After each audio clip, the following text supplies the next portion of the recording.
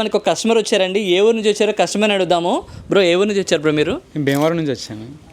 ఎక్కడ చూసారు బ్రో మా వీడియోస్? నేను యూట్యూబ్లో అయితే చూశాను చాలాసార్లు, అంటే చాలా రేటింగ్స్ అవుతుంది, చాలామంది యూట్యూబర్స్ కూడా తీసుకున్నారని చెప్పి ఇక్కడ వచ్చి తీసుకున్నాను. సో కస్టమర్ కొన్నది చూసుకుంటే ఆల్మోస్ట్ 3 lakh రూపీస్ ఉండే బడ్జెట్ కేబాబ్ కంప్యూటర్స్లో 2.72 మాత్రమే ఇచ్చామండి.